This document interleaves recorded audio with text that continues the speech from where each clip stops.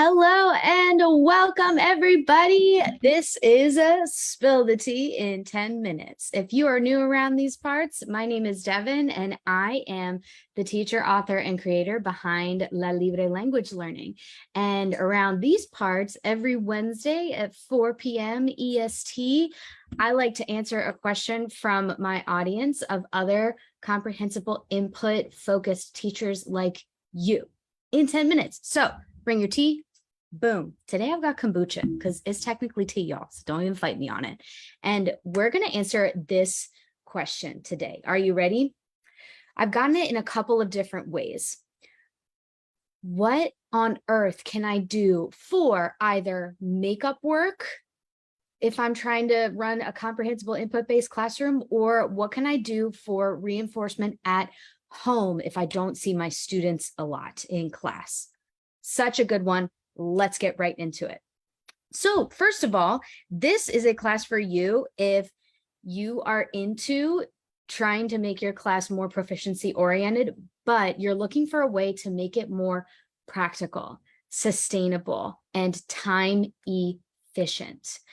You're in it for the long haul, baby. That's what this class is all about. And that's what we do around these parts with La Libre Language Learning. So this is what this class is all about too, because we're going to break this down in a quick and easy way for you. So I've got a couple ideas for you. Not all of them are going to work for you in your classroom situation, because I've gotten this question.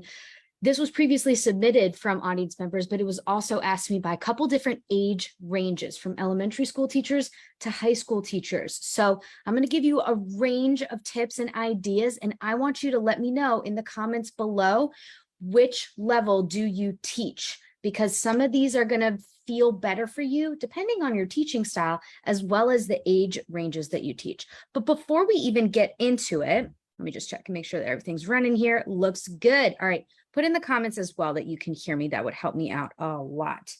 But what we need to know here first about anything that has to do with makeup work is, I have a very strong opinion about this. You might not. All depends. But for me, here's the real deal that we need to think about for when students miss class, making up work, or when you need to do any kind of at-home reinforcement, or when stakeholders ask you, how can I help to support my student at home? Here's the overarching philosophy that I have for you. Number one, you simply cannot replace the precious, precious class time that you have in class with your students. Why? Because language from an L2 or L3 perspective is not like the other academic skills that they are learning in school. It is a skill, not a subject. So you can't just flip to a chapter in the book and try and keep up with what's going on in class like you can in history. And, history teachers will say the same thing, that of course you cannot replace class time, but it's even more so true for us because we are working on a skill. And the way that I like to explain this to previously when I was in the classroom with my students was that this is a skill. Like, for example, you would never on purpose miss a practice for a sport or for your play that you're about to put on in the spring or for a marching band. Like, you wouldn't do that because you know how important it is to keep those skills up and fresh in your brain. So it's important for us as teachers to make sure that they understand the difference between this class that they have and why it is so different from the rest of their classes. Okay, they can't keep up with it like a chapter in a book. The most important thing that they need in class, as you well know, and why you're into proficiency in the first place, is that quality input from a sympathetic listener, us, as well as stuff at the appropriate level, which they cannot find themselves. That's why you're so important. And somebody who is acting as a language parent to them. That is irreplaceable class time when they miss it. But, everybody misses class. Like, that's just a part of life. Or maybe you are required to provide at-home practice. Or in the age of pandemic teaching, you have chronic absences. Or, I mean, when I was a high school teacher, chronic absences was just part of the drill, right? Or maybe you have a student who is homebound or any of those situations. So if you're trying to run a more proficiency and input-based classroom, this gets really challenging. So here are a few ideas that I have for you, but do keep in mind that it's really important off the bat that you explain to them that nothing that you give them at home is going to even come close to replacing class time. So if you're down for it, because you can do this easier than you think if you get the right permissions, what about filming yourself in class? You don't need to do it every single day, and you don't ever need to do it with students in the frame, but filming yourself in class, like right now I'm using a webcam, and this webcam was, I think it was $40, but you can just put that on the edge of your screen and record yourself, or you can even just record yourself with your phone. I used to record myself with my phone all the time, and you can upload that to your class platform. You certainly don't need to do it every day, but enough that when you're teaching key concepts, like if you're introducing a new thing, or you're doing a new story, or you're going over a contextualized input-based lesson where you're teaching weather or something like that, and you know that, like, oh, students are going to want to be able to go back to this, go back to this, go back to this. Film yourself. What a great idea. And there's a lot of different ways that you can do that, and then just upload it to Google Classroom or whatever classroom platform that you're doing. You can also have an unlisted video on YouTube. It is so easy to do that. And students don't at all need to be in the frame, but that is a really easy way that you can give students access to your highly skilled, highly scaffolded input that they might not be able to access in class for various reasons. So try that out, see how that works for you. I will also say too, that if this question, if you're coming at this from like, okay, I need this for a makeup work perspective, that I have a pretty strong opinion when it comes to homework as well and makeup work, that homework is pretty dumb. And here's why. There's a lot of research out there to prove that homework is one of the huge barriers to an equitable classroom, because the home environment is not at all something that we can control. And even in a pretty positive home environment where you'd have, like, my home environment was a positive one, but I came from a single parent household and my mom wasn't home until really, really late at night. And I had a ton of activities, and I also had to maintain a high GPA. And I had a ton of homework every single night. And I was naturally pretty good at French, so I almost never did my French homework. I used to do it on the bus, on the way to school, and I would never pay attention to it because none of it was helpful to me. It was, it was usually drills and like extra reading and stuff that I didn't need. So I spent that time to do my AP Lit homework always. So do keep in mind that, especially if you're teaching middle school and high school, your kids probably already have 2 hours of homework, which is way too much for any person ever. So if you're in a position where you can just nix it all together, oh my goodness, do that. Oh my goodness, do that. Here are some ideas though. If you're in a position where you need to assign some sort of makeup work or practice at home, lo que sea, whatever it might be, I got a couple ideas for you. Take it or leave it, whichever ones are going to work for your classroom. Yes, love up on them, write them down. And if not, just take them to the side. Something that worked really well for me though, because I used to use Google Classroom, was Flipgrid.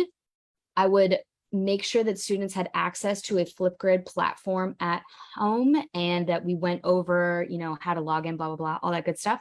And if you're not familiar with Flipgrid, just let this one roll off your back. But what I did was I looked at what I was going to be going over that year for key speaking concepts, and I front loaded 4 or 5 different interpersonal speaking assignments into Flipgrid, where I would just ask them things like, describe your daily routine, show me things in your room, What's your favorite thing to do after school? You know, all of those basic things that novices talk about all the time. And I would just assign it to them in Flipgrid and say, make a video of yourself answering this at home.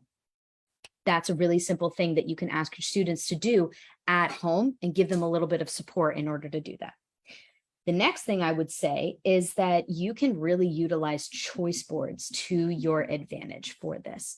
If you're assigning work at home, a choice board is when you're giving students assignments in some sort of grid, like maybe you're putting it on a paper and it's 3 by 3 so that there's 9 assignments. And you say you have to make tic-tac-toe 3 in a row, like either go down or across or diagonal. And you give them 9 different choices for things that they can do, which means that you only have to make the choice board once and that all of those assignments can be different things. Maybe one of the grids says, go find a copy of Glamour magazine in Spanish, read one of the articles, tell me 10 new words that you learned, and also what was the main gist of the article? What advice were they trying to give?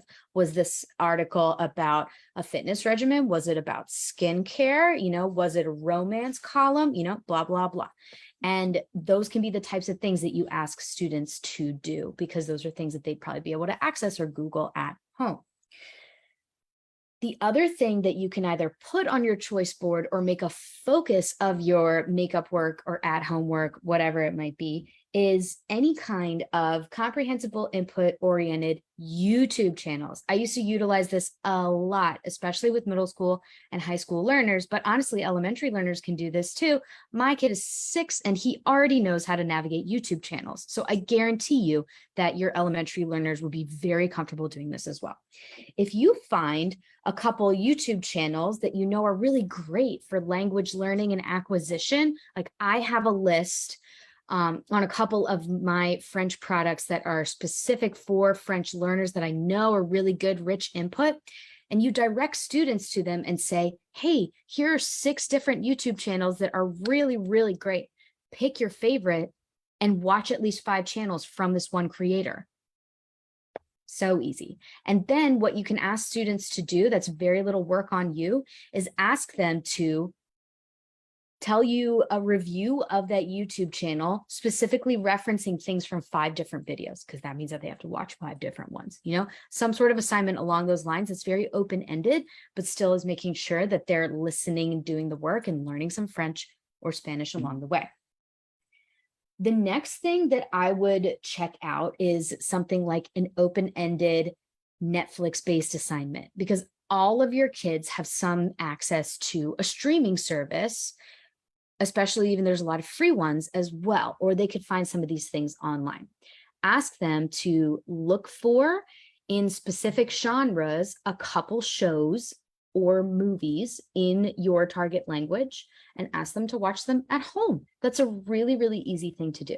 And then what you can do is have just one simple open-ended assignment for each video or movie, TV, you know, insert media here, that doesn't have to be specific to each different thing. Then you don't have to make a movie guide for Coco, you know, you can have a movie guide for every single option that they might pick. It could be things like, what's the main character and what do they want? Who made this video? You know, what country is it set in? What are some cool things that you noticed about this country? Open-ended questions like that. And you can ask the questions in English to make sure that they're really understanding what's going on. The other thing that you can do is explain to them that the best way to learn from this type of media, like a long form content such as like a 30-minute show, or if they're watching something like a movie, honestly, the best way to absorb it is turning off the subtitles. If they've had at least, you know, 2-3 years in class, turning off the subtitles and just trying to enjoy the content. That's really the best way to get any type of acquisition from something that's in another language. So what are some ways that you could encourage them to do that? How could you encourage a student who might be a reluctant learner to reward them for just turning off the subtitles and just watching a funny show like Mujeres del Cable for 30 minutes and just seeing if they like it and enjoy it and asking them some questions about it? So frame your questions in that mindset as you're going through it. I would also say too, that if you are in the position where you need to have some makeup work or you need to have some sort of homework assignment, I used to always use Duolingo schools. Duolingo has made amazing strides lately to become more proficiency oriented. It is amazing what they have done to make this platform less memorization focused and less vocabulary focused and more like, oh, okay, cool, we're going to do some reading and writing now. Because let me tell you, it requires zero work on your part. All you have to do is actually set up the Duolingo schools and then just keep track of your students' progress and have them prove to you that they're earning points. It's so, so simple. And you can always assign that for outside of class practice, especially when stakeholders are asking for something to support their students. The last thing that I will give you, because we are running out of time here, is if you have something that you know you don't have enough time to get to in class and is not really conducive to you either running an activity that's very input rich or allows for a meaningful output for students, this is your time to assign it. So for example, if you know that you don't have enough time in class to cover the cultural components that you are dying to go over with your students, why not assign that as the out of class materials? Because they can do research on their own at home as long as you give them good parameters for how to do this. The way I used to do this, as a simple example, is I used to ask for an 8 Google slides, because my school used Google, but of course it can be PowerPoint, whatever. And each slide had to be different information from that country. For example, 3 festivals to go to at different times during the year, 3 famous people from that country, 5 great meals that you wanted to eat. Each of these are different slides. And then the next one would be, what are some types of music that are famous from that country, or maybe some famous musicians, so on and so forth. You know, things that are interesting about that country, not like what's their gross domestic product. Honestly, nobody cares.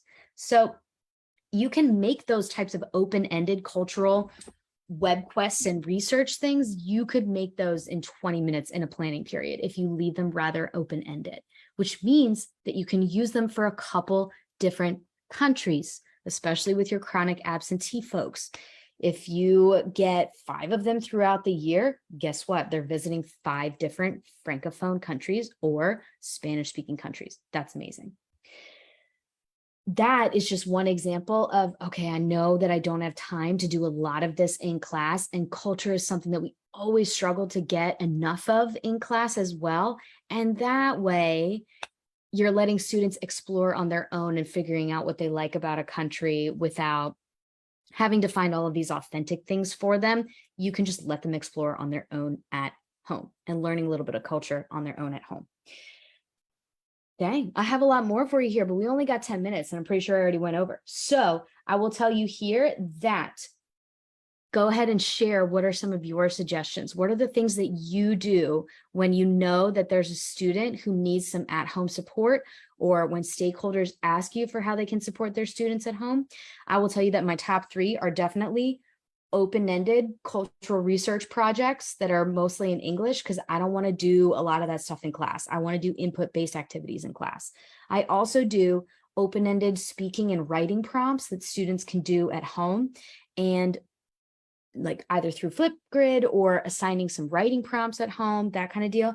But the key to that is I never, ever, ever accept translated work. Students don't get in trouble for translated work.